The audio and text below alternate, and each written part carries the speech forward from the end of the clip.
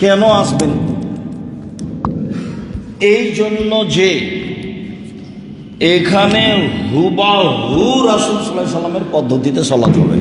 এক নম্বর এইটা কারণ, মানে আমরা একেবারে কাঁটাই কাঁটাই রাসূলের সাথে আমাদের সালাতটা মিলানোর চেষ্টা করব ইনশাআল্লাহ, সময় সহকারে। সময় কিন্তু আমাদের আধা ঘন্টা 40 মিনিট এখনো পার হয়ে গেছে। হাদিস অনুযায়ী আর একটু আগে আমাদের থাকতে হবে। মানে প্রস্তুতি এটাই। কালকে বলছিলাম যে খেজুর খাবেন, একটা মুখেতে বের হয়ে যাবেন 3টে, তাহলে আর তো কোনো ঝামেলা নাই।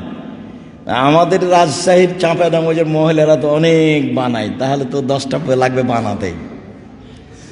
তো রাসূলের পদ্ধতিতে সকালে সকালে সূর্য ওঠার কিছুক্ষণ পরে ইমাম নিয়োগ নিয়ে কেউ কোনো তর্কে জড়াতে পারবে না। ওই কোনো পথই আল্লাহ রাখেন না, ওই বা চলবে না, ওই ইমাম নিয়ে আসতে হবে, আমরা একটা ইমাম দিব, এইরকম কোনো পথঘাট এখানে দেখতে পাবেন না। এই জন্য আসবেন ইনশাল্লাহ, দেখতে পাবেন না। জামিয়া সালাফিয়া প্রায় 4-5টা চলমান, প্রায় 30-40টা রেডি হতে যাচ্ছে, প্রায় শতাধিক সম্পৃক্ত আছে। তার কমিটি বলতে নেবরাস ইসলামিক রিসার্চ ফাউন্ডেশন। কোনো ব্যক্তিগত এলাকার লোক দিয়ে জামিয়া সালাফিয়া চলে না। তাহলে তো আপনি এগুলো কিছু করতেই পারতেন না, একটা হলে আর একটা ঝামেলা বেঁধে যেত। এই মসজিদটা আছে 90% জমির উপরে, 90%। 3000 মানুষ একসাথে এখানে সালাত আদায় করতে পারবে। উপরে তার চেয়ে বেশি পারবে। কেন? উপরের ছাদ 6 ফুট বেড়ে আছে। পশ্চিমে কতটুকু বেড়ে আছে? 6 ফুট বেড়ে আছে। তো উপর অংশ নিচের চেয়ে কি আছে? 6 ফুট বেশি আছে। তো দ্বিতীয় কেন আসবেন? আলহামদুলিল্লাহ কোনো দিন কোনো সমস্যা দেখতে পাবেন না, এটা আমার দৃঢ় বিশ্বাস আল্লাহর উপরে। আমরা যারা দায়িত্বে থাকবো, আপনি আমাদের সাথে পরামর্শ করলে আপনারা সবার ভালো যেটা, সেটা রাসূল সাল্লাল্লাহু আলাইহি সাল্লামের সাথে মিল খেলে সেটা আমরা করব ইনশাআল্লাহ। কেউ এসে বলতে পারবে না যে আমার কথাই মানতে হবে। জামিয়া সালাফের কোনো জায়গাতে নয়, না দিনাজপুরে, না ঢাকায়, না চট্টগ্রামে, না বরিশালে, না রাজশাহীতে কেউ বলতে পারবে না এসে আমাকে যে আমার কথা শুনতে হবে। এরকম কোনো আল্লাহ পথ ঘাটি রাখেনি। তাহলে 1 নম্বরে রাসূলের পদ্ধতিতেই সালাত আদায় করব হুবাহু, এই জন্য আসবো ইনশাআল্লাহ। 2 সমস্যা মুক্ত। 3 শিরক নাই, বিদআত নাই। শিরক নাই, বিদআত নাই। কোনো দিন ঈদের মাঠকে সাজানো হবে না। যতদিন হায়াতে আছেন আসতে থাকেন, দেখতে থাকবেন।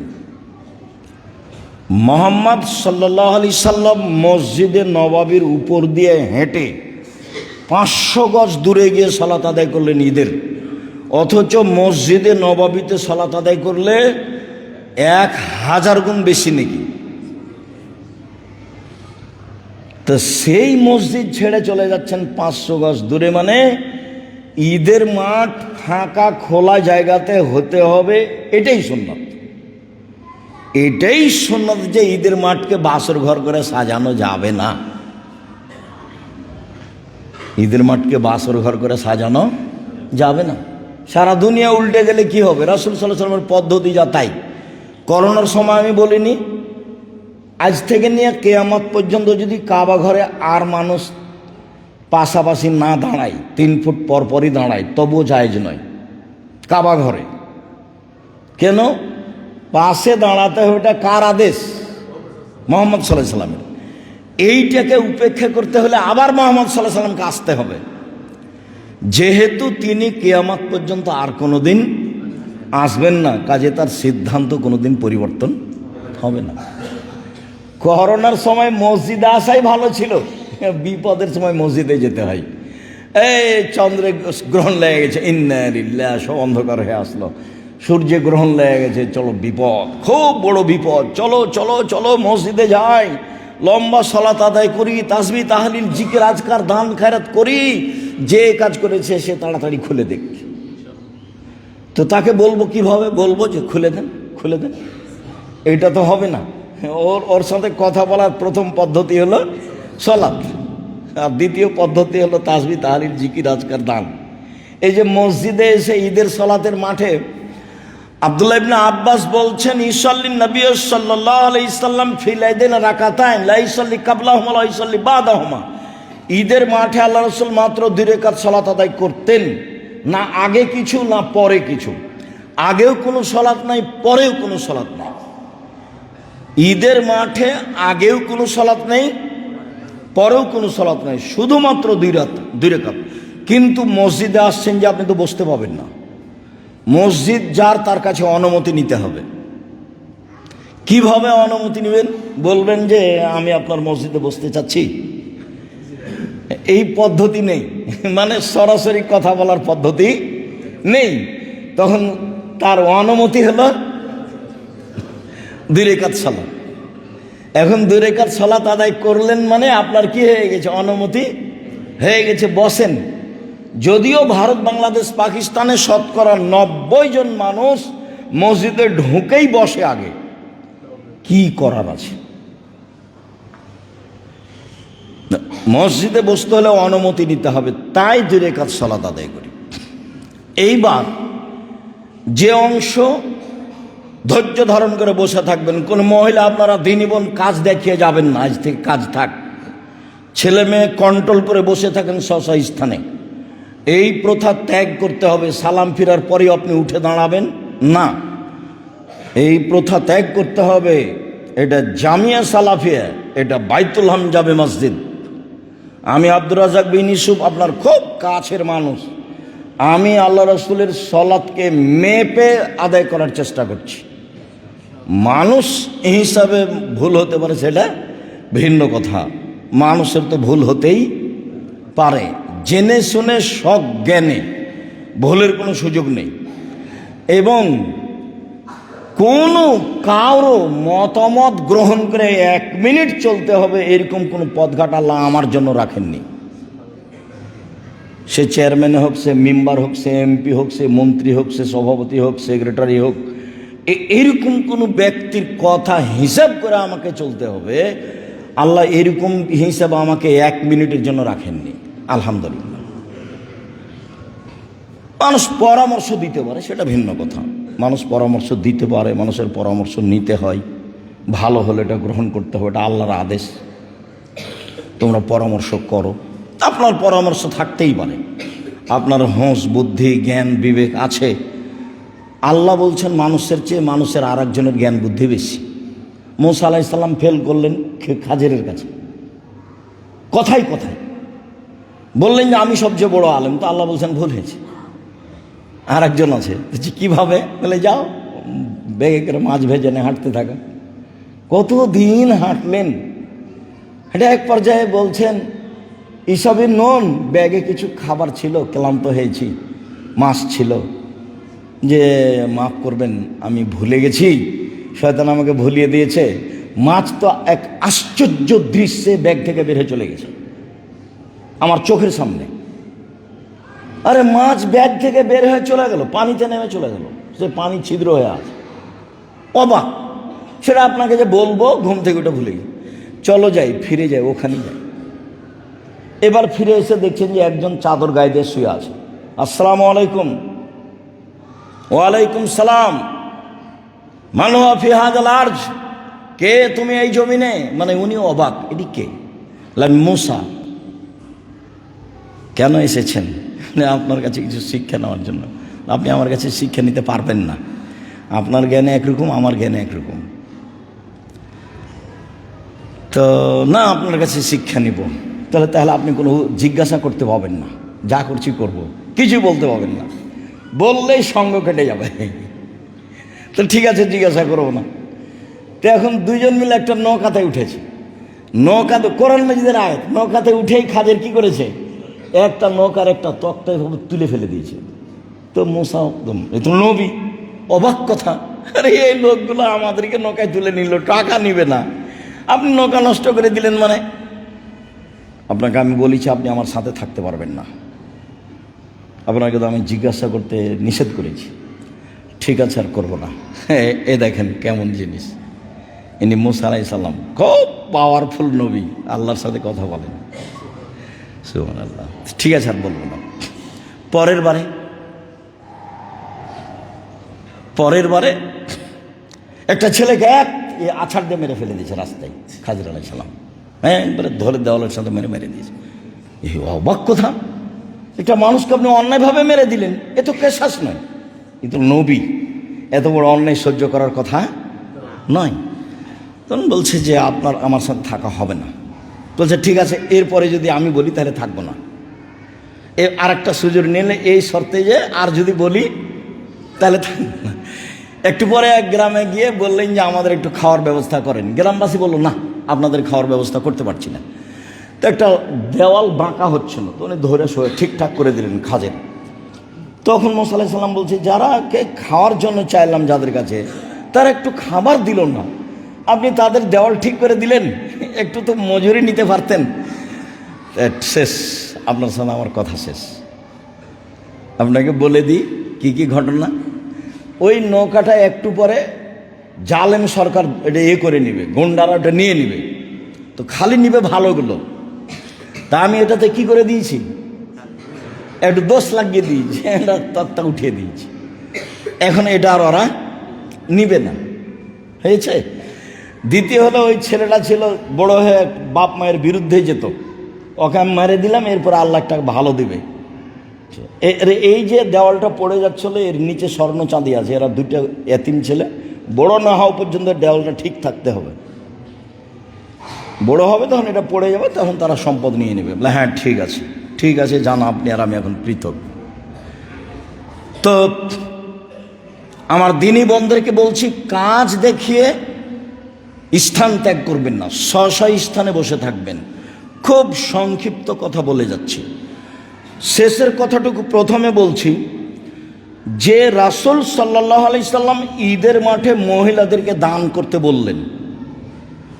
বললেন যে আমি তোমাদের অধিকাংশই দেখছি জাহান্নামী। জাহান্নাম বলতে নারী আর নারী, তোমরা দান করে জাহান্নাম থেকে বাঁচো।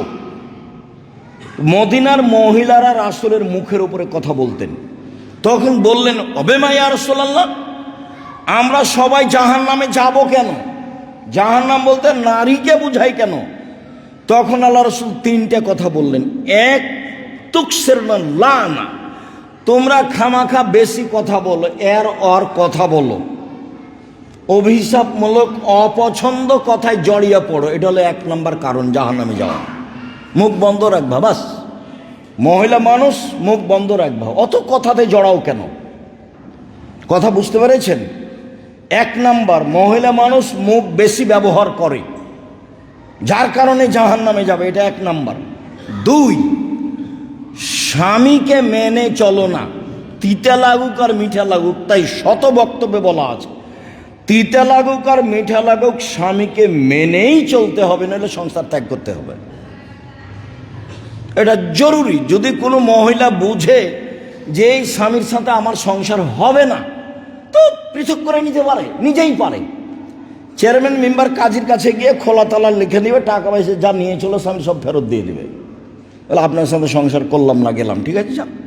30 দিন পরে বিবাহ বসতে পারবে। কয়দিন পরে? 30 দিন পরে, তার নাম খোলা তালাক। স্বামীকে মেনেই চলতে হবে। যেখানে আল্লাহ রাসূল বললেন যে মহিলাদের জন্য জান্নাতের সব দরজা খোলা, যেইটা দিয়ে ইচ্ছা মহিলারা ঢুকতে পারবে, যেইটা দিয়ে ইচ্ছা, এত বড় সুযোগ কোনো পুরুষের নেই। সেখানে দেখেন, 1 5 ওয়াক্ত সালাত, 2 রমজান মাসের রোজা, 3 স্বামীকে মেনে চলা, 4 জেনায় লিপ্ত না হওয়া। নেন এবার, ও তো রাসূলের মুখের কথা। 4টার মধ্যে একটা কি আছে? স্বামীকে মেনে চলা। মনে করতে পারছেন না মনে হয়। 1 নম্বরে কি আছে? 5 ওয়াক্ত সালাত। 2 নম্বরে কি আছে? রমজানের সিয়াম রোজা। 3 নম্বরে কি আছে? স্বামীকে মেনে চলা, তিতা লাগলেও মিঠা লাগলেও। 4 নম্বরে কি আছে? জেনায় লিপ্ত না হওয়া, জান্নাতের সব দরজা খোলা। তো ঘুরে তো স্বামীকে মানাই লাগলো। আবার দেখেন, আল্লাহ রাসূল বলছেন নবীরা জান্নাতে যাবে, শহীদেরা জান্নাতে যাবে, সিদ্দিকেরা জান্নাতে যাবে, সিরিয়াল চলছে, আমি আর আপনি তার মধ্যে নেই।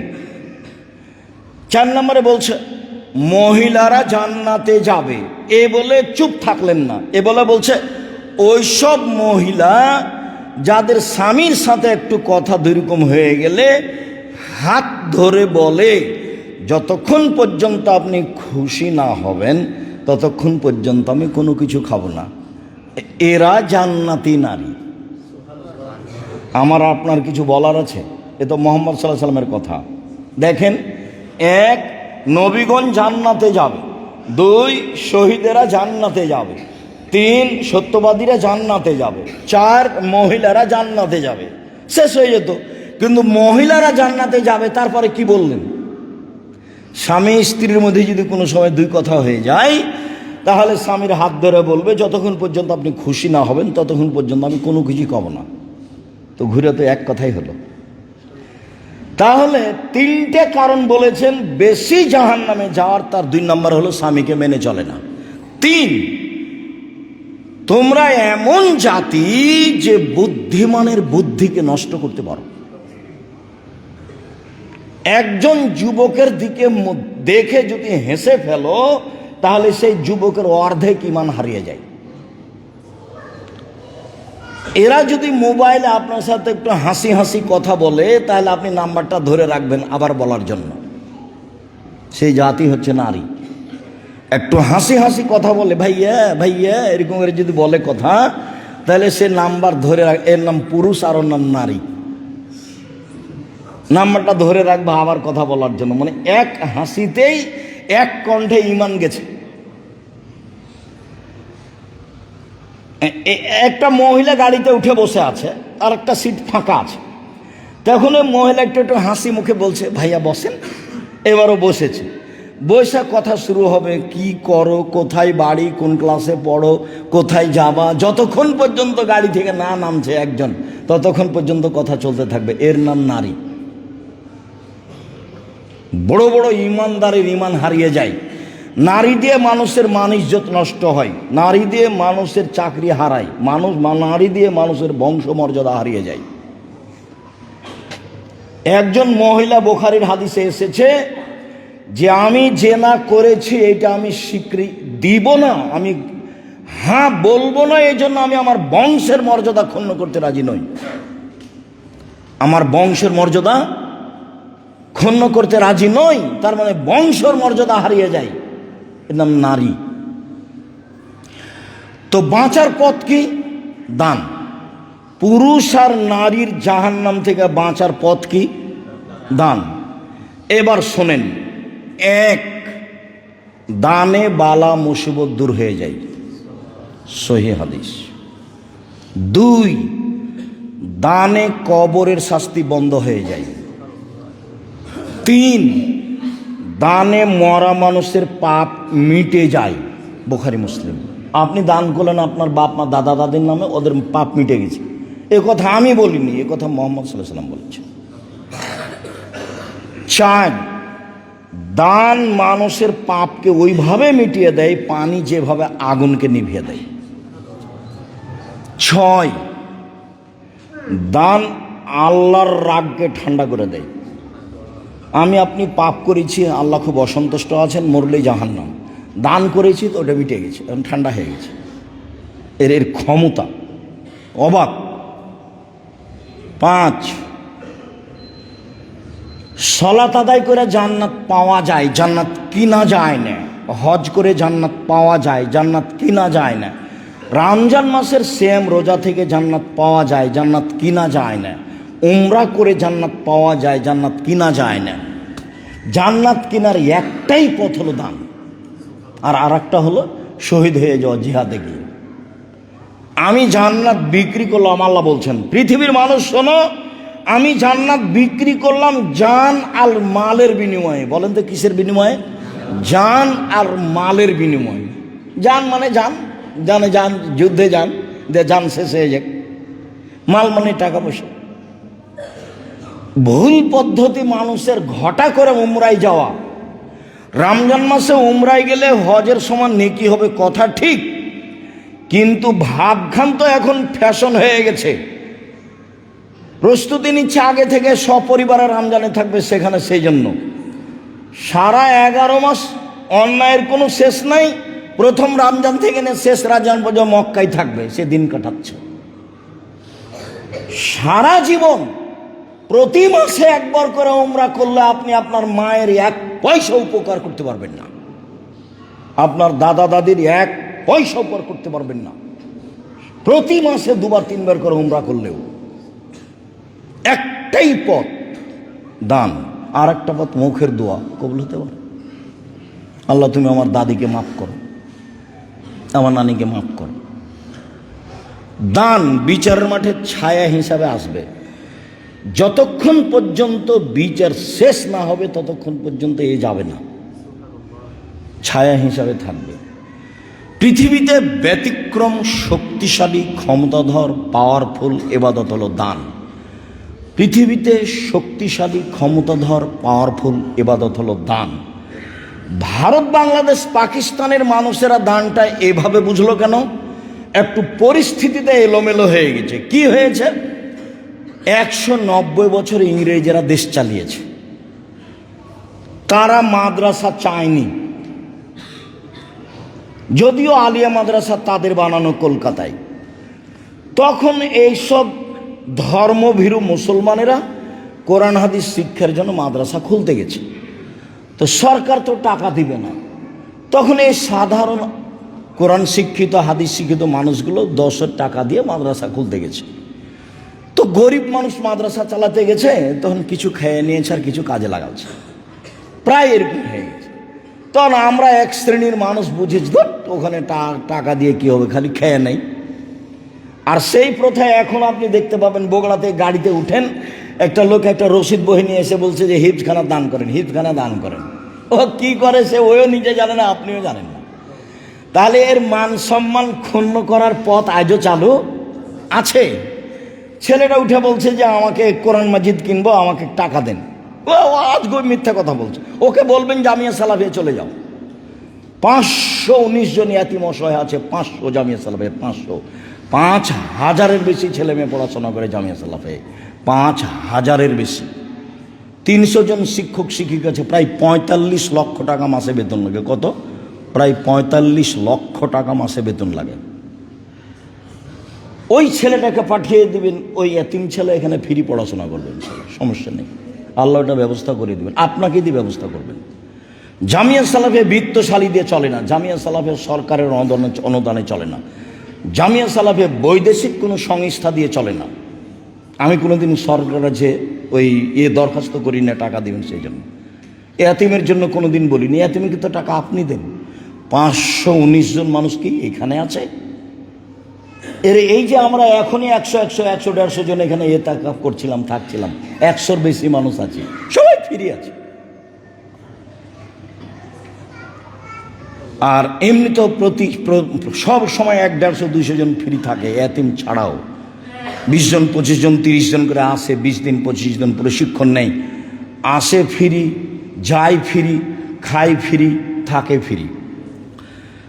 তো জামিয়া সালাফি দান করবেন, তার আর একটা কারণ, শিরক হয় না এখানে, বিদাত হয় না এখানে।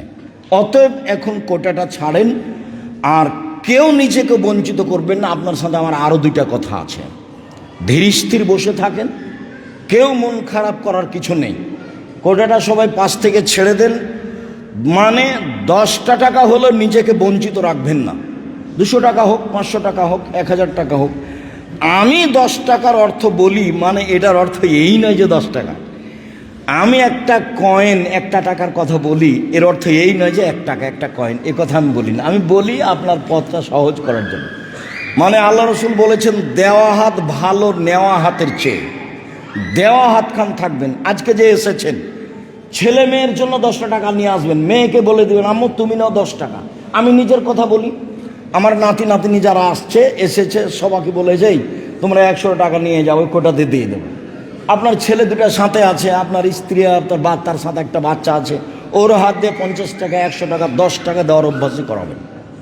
এটা আপনাকে অভ্যাসই করাতে হবে। এটা ইবাদতের জগতে সবচেয়ে শক্তিশালী ক্ষমতাধর ইবাদত, সবচেয়ে ব্যতিক্রম। তারপরে ওটা আসলে দিয়ে দেবেন। দ্বিতীয় কথা, ঈদে কি সাজগোজ করতে হবে? এত নতুন জুতা স্যান্ডেল কিনতে হবে কি?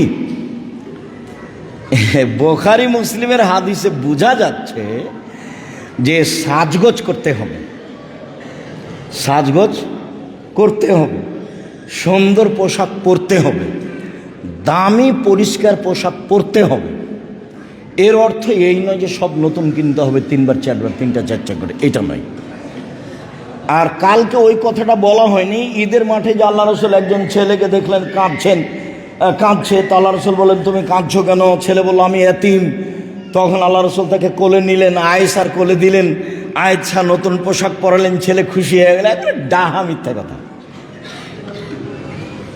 রাসূলের বাড়িতে ফকিরে ভিক্ষা পায় না, ফকিরকে ভিক্ষে দেওয়ার কোনো ব্যবস্থা নাই বাড়িতে।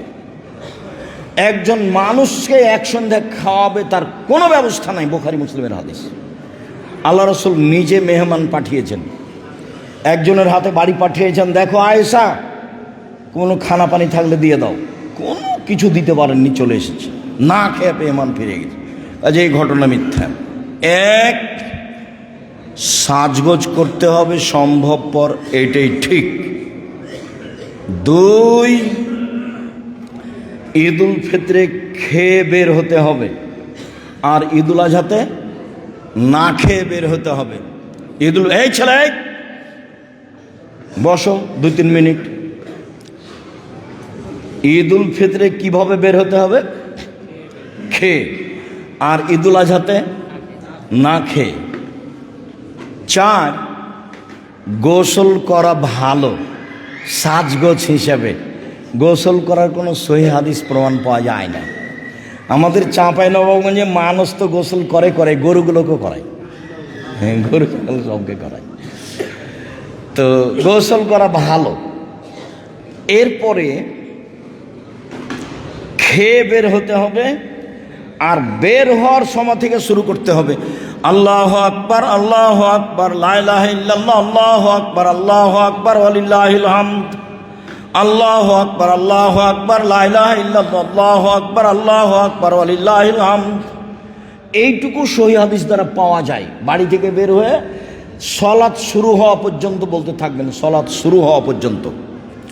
এরপরে অন্য একটা হাদিসে সালাতে আমভাবে এভাবে পাওয়া যায়, আল্লাহু আকবার কাবীরা, আল্লাহু আকবার কাবীরা, আল্লাহু আকবার কাবীরা, আলহামদুলিল্লাহি কাসীরা, আলহামদুলিল্লাহি কাসীরা, আলহামদুলিল্লাহি কাসীরা, ওয়া সুবহানাল্লাহি বুকরাতান ওয়া আসীলা, ওয়া সুবহানাল্লাহি বুকরাতান ওয়া আসীলা, ওয়া সুবহানাল্লাহি বুকরাতান ওয়া আসীলা।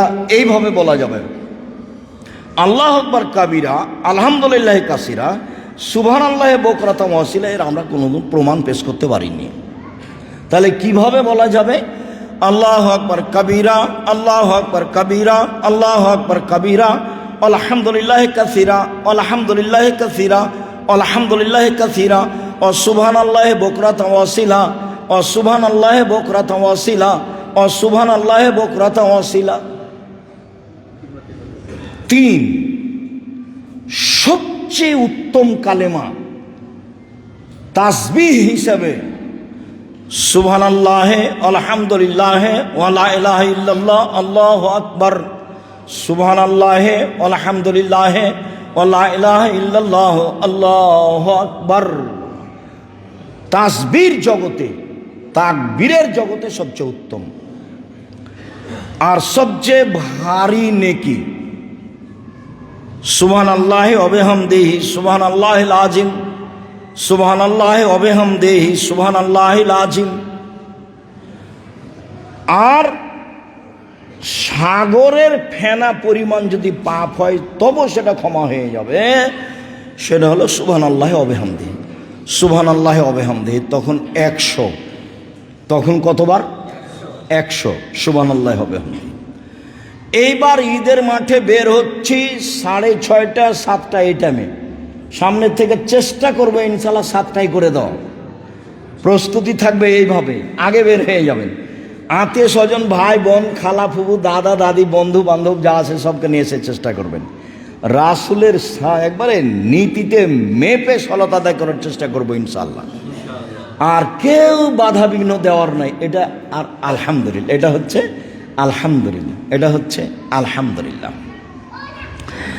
2 রাকাত সালাত হবে। প্রথম রাকাতে হবে সূরা আলা, আর দ্বিতীয় রাকাতে হবে সূরা গাশিয়া। এরপরে বক্তব্য হবে, তারপর খুতবা শেষে দোয়া হবে, তাতে আমরা চলে যাব। আর একটু কথা, সেটা হলো এই যে কালকে বলেছি ইতিহাস ঈদুল ফিতরের। আল্লাহ রসুল মক্কা থেকে মদিনায় আসলেন, দেখলেন ওরা 2 দিনে খেলাধুলা করে মদিনার লোকেরা। তো আল্লাহ রসুল বলেন, কেন এই 2 দিনে খেলাধুলা করো? আমরা জাহেলিয়াতের যুগে এই 2 দিনে খেলাধুলা করতাম। তখন আল্লাহ রসুল বলছেন, শোনো শোনো শোনো, আমি এই 2 দিনকে পাল্টিয়ে দিলাম অন্য 2 দিনের পরিবর্তে, যে 2 দিন এর 2 দিনের চেয়ে উত্তম। তার একটার নাম হলো ঈদুল আজহা, আর একটা নাম হলো ঈদুল ফিতর। ঈদুল আজহা মানে কুরবানির আনন্দ, আর ঈদুল ফিতর মানে ইফতারের আনন্দ, মানে শেষ সিয়াম, শেষ আনন্দ। তখন আল্লাহ রসুল বলেন, এই শোনো পৃথিবীর মানুষ, আনন্দ 3টে। 1 আকলো অশুর্ব অধিকুল্লাহ, খাওয়া পান করা জিকির, খাওয়া পান করা জিকির। তো ঈদুল ফিতরে জিকির আরম্ভ হবে বাড়ি থেকে বের হয়ে ঈদের মাঠে সালাত শুরু হওয়া পর্যন্ত। ঈদুল ফিতরে জিকির কখন আরম্ভ হবে? বাড়ি থেকে বের হওয়ার সময় থেকে নিয়ে সালাত শুরু হওয়া পর্যন্ত। আর ঈদুল আজহাতে জিকির শুরু হবে 1 তারিখ থেকে নিয়ে 13 তারিখ আসর পর্যন্ত। যুলহিজ্জার 1 তারিখ থেকে নিয়ে 13 তারিখ আসরের সালাতের পরে তাকবীর পড়ে বন্ধ করতে হবে। আল্লাহু আকবার, আল্লাহু আকবার, লা ইলাহা ইল্লাল্লাহ, আল্লাহু আকবার, আল্লাহু আকবার, ওয়ালিল্লাহিল হামদ। অন্য তখন আল্লাহ রাসূল বললেন যে যুলহিজ্জার 10 তারিখের নেকি আমার কাছে যত প্রিয়, পৃথিবীর কোনো ইবাদতই তত প্রিয় নয়। তখন সাহাবীগুলো বলেন, কি জিহাদও নয়? জিহাদও নয়? তখন আল্লাহ রাসূল বলেন, না জিহাদও নয়, এটাই উত্তম। হ্যাঁ, তবে কেউ যদি বাড়ি থেকে বের হয়ে যায় জানার মাল নিয়ে, কিছুই ফিরে না আসে, তাহলে এ উত্তম। বুঝাতে পারিনি, আবার বলবো। যুলহিজ্জার 1 তারিখ নিয়ে 10 তারিখের ইবাদত যত উত্তম, আমার কাছে পৃথিবীর আর কোনো ইবাদতই নাই এত উত্তম। তখন সাহাবীগণ বলছেন, জিহাদও নয়? কথার ভাব কি বুঝতে পারছেন? যে জিহাদও নয়। তখন আল্লাহ রাসূল বলছেন, জিহাদও নয়, না জিহাদও নয়। তবে কেউ যদি টাকা পয়সা নিজে বের হয়ে যায় আর ফিরে না আসে, তাহলে এ উত্তম। শহীদ হয়ে গেছে, নিজেও গেছে টাকাও গেছে, নিজেও গেছে টাকাও গেছে, ঘোড়া গেছে, যুদ্ধস্ত্র গেছে, সব গেছে, তাহলে এ উত্তম। তো সেদিন কি করবেন? 1 নম্বরে এই জিকির, 2 নম্বরে তাসবিহ তাহলিল, 3 নম্বরে দান খেলাত। যুলহিজ্জার একবারে 1 থেকে 13 পর্যন্ত। তো এই 2 দিন ঈদের দিন পরিবর্তন করে দেওয়া হলো খেলাধুলার পরিবর্তে। মনে রাখবেন, কিয়ামত পর্যন্ত মানুষের আনন্দের দিন আর 3য় দিন হবে না। অতএব কোনো দিবস নেই। যদি মুসলমানদের জন্য দিবস থাকতো তাহলে মক্কা বিজয়ের দিন থাকতো। যেহেতু মক্কা বিজয়ের দিন মুসলমানদের দিবস নয়, কাজেই কিয়ামত পর্যন্ত মুসলমানদের জন্য আর 3য় দিন কোনো দিবস হবে না। সেটা 16 ডিসেম্বর হোক, সেটা 26শে মার্চ হোক, সেটা 21শে ফেব্রুয়ারি হোক, সেটা মা দিবস হোক, সেটা বাপ দিবস হোক, সেটা জন্ম দিবস হোক, সেটা মৃত্যু দিবস হোক, সেটা আরও কিছু হোক, পৃথিবীতে মুসলমানের জন্য আর কোনো দিবস নেই কিয়ামত পর্যন্ত। এটা মনে রাখবেন। মুসলমানের জন্য দিন 2টে, একটা ঈদুল ফিতর আর একটা ঈদুল আজহা। মুসলমানের জন্য আর 3য় কোনো দিন নেই। এরপরে শেষে চলে আসি, ঈদের সালাত হবে 7 তাকবীরে আর 5 তাকবীরে। কত তাকবীরে? 7, 5, 12 তাকবীরে। আল্লাহু আকবার প্রথমবার বলে একটু বসেছিলাম, চুপ ছিলাম, মনে পড়ে? তাতে মনে হচ্ছিল যে বাকি তাকবীর মনে হয় ওস্তাদজি ভুলে গেলেন। ব্যাপারটা কি? তাহলে কি আসলে ভুলে গেলেন? প্রথমটা হচ্ছে তাকবীরে তাহারিমা। তাকবীরে তাহারিমা মানে তারপরে সানা পড়াই লাগবে।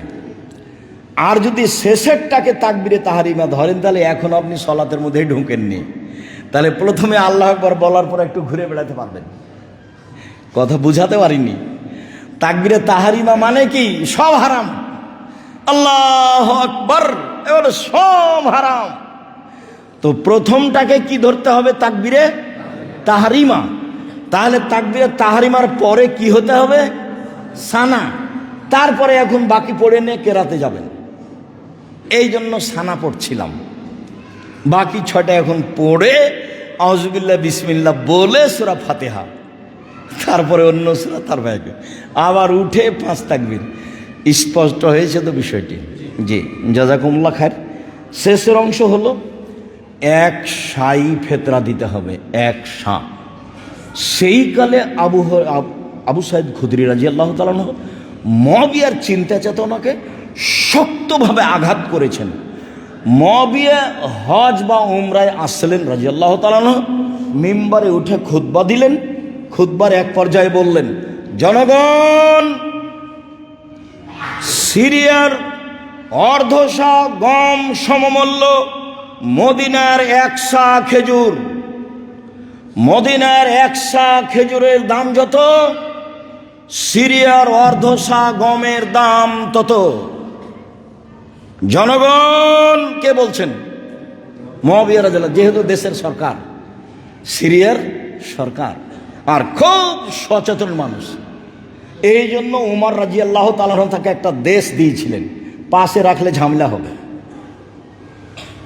খুব বিচক্ষণ মানুষ মুআবিয়া রাদিয়াল্লাহু তাআলা, এর দেশ চালাতে পারবে এরকম তার মধ্যে ক্ষমতা, যোগ্যতা।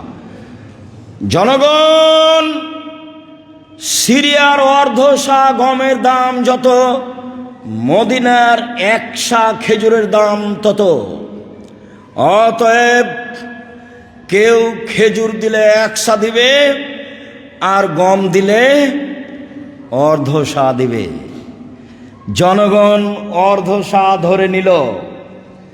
তখন আবু সাইদ খুদরি রাদিয়াল্লাহু তাআলা বললেন, জনগণ, ফাম্মা আনা কুনতু উখরিজুহু কামা কুনতু উখরিজু ফি জামানে রাসূলিল্লাহ সাল্লাল্লাহু আলাইহি ওয়াসাল্লাম। আমি আবু সাইদ খুদরি 1 শাই শস্য দিব, খাদ্য দিব, পনির দিব, জব দিব, আমি অর্ধশা দিব না। একজন দাঁড়িয়ে বলল, আবু সাইদ খুদরি, মুআবিয়ার কথা কি চলবে না? তখন তিনি বললেন, না, তিলকা কিমাত মুআবিয়া, এটি আর মুআবিয়ার মূল্য নির্ধারণ চলবে না। যতদিন পর্যন্ত আমি আছি ততদিন পর্যন্ত মুআবিয়ার মূল্য নির্ধারণ গ্রহণ করব না, তার প্রতি আমলও করব না। লাক বালোহা ওয়ালা ফালবেহা, কখনো তা গ্রহণ করব না, কখনো তার প্রতি আমল করব না। এই কথা কে বললেন? আবু সাইদ খুদরি রাদিয়াল্লাহু তাআলা, ইনি খুব বিশিষ্ট সাহাবী। তাহলে এইবার মুআবিয়া সিরিয়া সরকারের মন্তব্য আর আবু সাইদ খুদরি রাদিয়াল্লাহু তাআলা বিশিষ্ট সাহাবী, দুইটা কথা কি হয়ে গেল? মুখামুখি হয়ে গেল। তো এখন আপনারা রাসূলের সুন্নাতে থেকে যাবেন না মুআবিয়ার চিন্তা চেতনায় আসবেন? রাসূল সাল্লাল্লাহু আলাইহি সাল্লামের সুন্নাতে থেকে যাই। 1 শা শস্য বের করব। একজন এসে বলছে যে একটা লোক শ্যামাই দিতে চাচ্ছে 2.5 কেজি। আমি এখন বলবো আর কি? বলে দেখ, কি আর বলবো, কেন? হাদিসে তম খাদ্য আছে। তো চাঁপাইনবাবগঞ্জের লোকেরা ধান বের করতো, ধান, কথা বুঝতে পারেননি? তখন আমি বলছি, দেখেন, ধান তো আসলে আমি না করতে পারি না, তবে ধান আমি উত্তম বলি না, কেন ওকে সরাসরি খাওয়া যাবে না। চাউল হলে সরাসরি খাওয়া, আব্দুর রাজ্জাক সাহেব শোনেন, গমও সরাসরি খাওয়া যাবে না, গমও সরাসরি খাওয়া যাবে না। আচ্ছা, সেইটা ঠিক, গমও সরাসরি খাওয়া যাবে না, তবে গমের প্রসেস সহজ আর ধানের প্রসেস প্রস্তুত করা সহজ নয়। অতএব ধানের চেয়ে চাউল গম দেওয়া উত্তম হবে, এক সাই দিতে হবে। সারা দুনিয়ার মানুষ যদি মূল্যে চলে যায়, আমরা যারা রাসূলের সুন্নাত ফলো করি তারা মূল্যে যাব না। শেষ পর্যন্ত বলেছি ইনশাআল্লাহ যাব না। কেউ যদি শস্য নেওয়ার না থাকে, ফেতরা নেওয়ার না থাকে, প্রয়োজনে ফেলে দেব, কিন্তু রাসূলের সুন্নাত থেকে ফিরে আসবো না। রাসূলের সুন্নাত থেকে ফিরে আসবো না। যা হবে হবে। শক্ত থাকেন, ফেলতে হবে না। আমি শক্ত হওয়ার জন্য বলছি যে কেউ যদি শস্য না হয় নেয়, তাহলে প্রয়োজনে কি করব? ফেলে দেবো, কিন্তু বের করব কি? শস্য বের করব। ফকির মিসকিন যদি কেউ না নেয়, তাহলে এখানে জামিয়া সালাফে পাঠিয়ে দিন। যদিও ফেতরা কার জন্য? ফকির আর মিসকিনের জন্য। ফেতরা কার জন্য? ফকির আর মিসকিনের জন্য। তো মাদ্রাসায় গেল কি করে? তো ভারত, বাংলাদেশ, পাকিস্তানের লোকেরা মানুষের কাছে সাহায্য চেয়ে কি চালাইতো? মাদ্রাসা চালাতো। তখন এরা দেখলো যে ফেতরা একটা পথ, 2 টাকা হলেও তো হলো। আর একটা দেখলো যে গরুর চামড়া, কোরবানির চামড়া একটা পথ। তখন এই মাদ্রাসাগুলি কোন দিকে মুখাপেক্ষী হলো? ফেতরার দিকে আর গরুর চামড়ার দিকে। যার কারণে এটা চালু হয়ে গেছে। আসলে ফেতরা আল্লাহ রাসূল কার জন্য বলেছেন? লিল ফুকরা ওয়াল মাসাকিন, ফকির আর মিসকিন। ফকিরকে হাত পাতে যে, মিসকিনকে চাইতেও পারে না, সংসারও চলে না। ও কোথায় আছে? আপনার বাড়ির পাশে আছে, যে আপনার বদনাম করে খুব। বলে দেখেন আপনার মাকে যে আম্মা, আচ্ছা আমাদের গ্রামে একটা চাচি ছিল আম্মা, যে গরিব মানুষটা, ওকে একটা কাপড় দিতে চাচ্ছি। করেছিস কি? দিন রাত খালি করে বদনাম করে। না আম্মা করুক, ওখানে দেন। এ হলো মিসকিন, চেয়ে বেড়ায় না কিন্তু সংসার চলে না। বুঝতে পারলেন কে ফকির আর কে মিসকিন? ফকির কে? যে হাত পাতে। মিসকিন কে? চাইতেও পারে না, সংসারে চলে না। সে আবার আমার আপনার বদনাম করে। সবাই করে তা নয়, প্রায়ই করে। প্রতিবেশী প্রায়ই করে, সবাই করে তা নয়। দানের সবচেয়ে উত্তম পথ হলো পানির ব্যবস্থা করা আর কাপড়ের ব্যবস্থা করা। শেষে চলে আসলাম ফেতরা, শেষের কথাটা। অর্ধশা গ্রহণ করলাম, কথার কথা করিনি। অর্ধশা গ্রহণ করলাম, তো মক্কা মদিনার করব না ইরাকের করব? কেউ যদি বলে যে অর্ধশাই গ্রহণ করলাম, তো কার করবে? মক্কা মদিনার করবে না ইরাকের করবে? মক্কা মদিনার সা গ্রহণ করলে 2.5 কেজি, আর ইরাকের সা গ্রহণ করলে 3.5 কেজি। এখানে একটা রহস্য আছে, সেজন্য বলতে চাচ্ছি। আমাদের মাঝাবি ভাইয়েরা যে টাকা ধরলো, তো এত কম হলো কেন? কেন কম হলো? মক্কা মদিনার সা যদি আজও কিনে এসে চাউল মাপেন 2.5 কেজি বা 2 কেজি 400 বা 2 কেজি 600 এর মধ্যে থাকবে। আর যদি ইরাক থেকে একটা সা নিয়ে এসে চাউল মাপেন, তাহলে 3.5 কেজি ধরবেন। তো যেহেতু আমার মাঝাবি ভাইয়েরা কার দিকে দুর্বল? ইমাম আবু হানিফার দিকে। তাহলে এখন সোজা কোথায় চলে যেতে হয়েছে? ইরাক। কোথায় চলে যেতে হয়েছে? ইরাক। এবার ইরাকের চা হলো 3.5 কেজি, তার অর্ধেক করেন তো দেখি, 2.25 কেজি। এবার 2.25 কেজির দাম ধরা আছে, সেই জন্য টাকা কম। বুঝতে পেরেছেন? ভারত, বাংলাদেশ, পাকিস্তানের 90% জন পুরুষ নারী এখানে জিম্মি। ইসলাম ধর্ম কারো ব্যক্তিগত নয়, সবার স্বাধীনতা আছে। সবাই বিবেচনা করে কাজ করতে পারে। আল্লাহ কারো ভিতরে কারো বিদ্যার সাথে এটাকে খাস করে দেননি। ইসলাম বুঝার এবং মানার কি আছে? স্বাধীনতা আছে। ওখানে আমাকে জিম্মি হতে হবে, এ কথা ঠিক নয়। সম্মানিত দিনী ভাই বোন, রাসূলের সুন্নাত ফলো করো। তো আমরা 2.5 কেজি ফেতরা দিয়ে এসেছি। অবশ্যই তা ঈদের দিন সকালে হতে হবে, যেটা আমার মা চাচি বাপ চাচারা করতো। খুব আগে করলে 29-30, 28-এ করার কোনো সুযোগ নাই ফেতরা বের করার। 15 রমজানের কোনো প্রশ্নে আসে না, 27 রমজানে প্রশ্নে আসে না। তাহলে খুব আগে করলে কবে হতে পারে? 29-30। অন্যথায় রাসূলের আদেশ পালন করলে কখন? ফজরের সালাত আদায় করে বের করে আসবেন। আমার আব্বাকে আমি দেখেছি এরকম, আমাদের গ্রামের সবাইকে দেখেছি এরকম। আমরা এখনও ওইভাবে নিজেকে বহাল রাখার চেষ্টা করি। আমরা বের করে দিয়ে ঈদের মাঠে এসেছি। এখন যে যাকে পাবো তার হাতে বন্টন করে দেবো। জাযাকুমুল্লাহ খায়ের। আল্লাহ তুমি আমাদেরকে তোমার রাসূলের পদ্ধতি অনুযায়ী চলার তৌফিক দান করো। যারা আমাদের মারা গেছে তুমি তাদের কবরের শাস্তি মাফ করো। যারা আমরা অসুস্থ তুমি তাদের আরোগ্য দান করো। যারা আমরা বেঁচে আছি তুমি তাদেরকে রাসূলের পদ্ধতি অনুপাতে চলে তোমাকে সন্তুষ্ট করার তৌফিক দান করো। একমাত্র তোমার রাসূলের পদ্ধতি অনুপাতে চলে তোমাকে সন্তুষ্ট করতে চাই। তুমি আমাদের দাবি কবুল করো, তুমি তার পদ্ধতিতে চলার তৌফিক দান করো।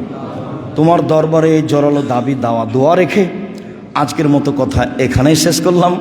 সুবহানাকাল্লাহুম্মা ওয়া বিহামদিকা আশহাদু আল্লা ইলাহা ইল্লা আনতা আস্তাগফিরুকা ওয়া আতুবু ইলাইক। আসসালামু আলাইকুম।